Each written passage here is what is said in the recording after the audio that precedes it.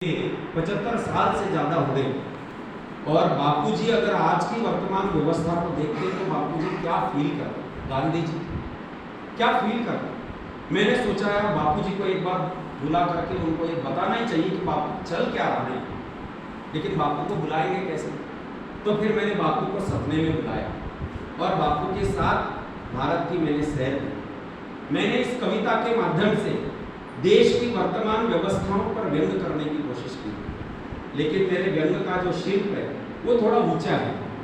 जैसे film actress रेखा के बारे में आपने सुना हो, फिल्म एक्ट्रेस रेखा जानते कि ये रेखा इंडस्ट्री में आने से पहले बहुत गरीब हुआ करती थी, लेकिन इंडस्ट्री में आई तो रातों रात अमीर बन गई।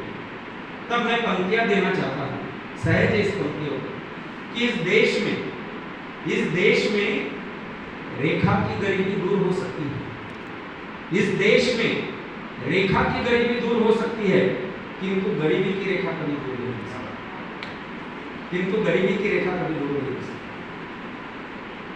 आप दूध के डेयरी में काम करने वाले मजदूर को महसूस करिए, उसके पिक्चर को अपने नजर के सामने लाइए, तब पंक्तियां देना चाहता हूं, तब व्यंग देना चाहता हूं कि दूध के डेयरी के मजदूर का भी क्या नसीब है, दूध के डेयरी के मजदूर का भी क्या नसीब है।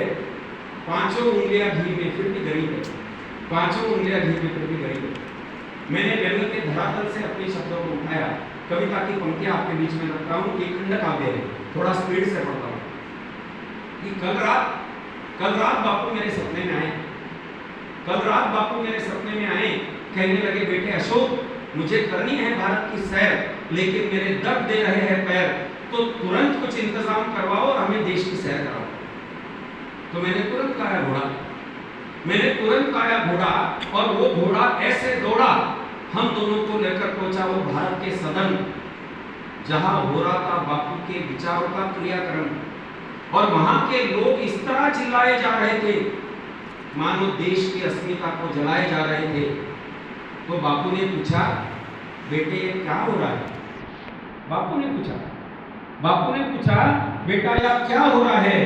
मैंने कहा बापू मत पूछो, यहाँ देश के लोकतंत्र का गंगा नाच रहा है। फिर बापू को लेकर गया मैं अयोध्या के धाम, फिर बापू को लेकर गया मैं अयोध्या के धाम, जहां विवाद का मसला था अल्लाह और राम। बापू ने कहा बेटे ये हमारे अर्ध सदी की झांकी है, बापू ने कहा बेटे ये हमारे अर्ध सदी की झांकी है। मैंने कहा बापू बाबरी चर्चा तो चली गई, अब क्या जाना बाकी। फिर बापू को लेकर गया मैं बम्बई की फिल्म नगरी, फिर बापू को लेकर गया मैं बम्बई की फिल्म नगरी, जहां देखी बापू ने कैटरीना की वस्त्रहीन तस्वीर। तो बापू ने पूछा बेटा ये महामाया कौन है, बापू ने पूछा बेटा ये महामाया कौन है। मैंने कहा बापू मत पूछो, ये वर्तमान के प्रकृति की छाया है। और अंतिम पंक्तियां दे रहा हूं, मैं तहे दिल से ये भी स्वीकार करूं कि मैंने लिखा, बहुत कुछ लिखा, लेकिन इससे श्रेष्ठ मैंने अपने जीवन में नहीं लिखा। मैंने अंतिम पंक्तियों में देश के तमाम दुख दर्द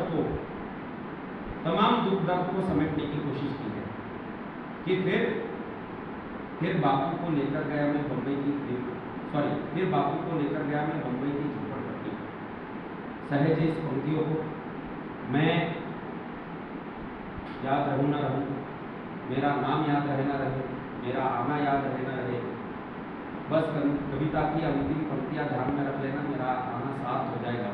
इसकी संवेदनाओं को सहेजे आप कि फिर बापू को लेकर गया मैं बम्बई की झोपड़पट्टी, जहां एक आदमी शराब पीकर पड़ा था, उसका बच्चा दूध के लिए रो रहा था, और उस बच्चे की दूध की भूख को मिटाने के लिए उसकी मां का शील हरण हो रहा था।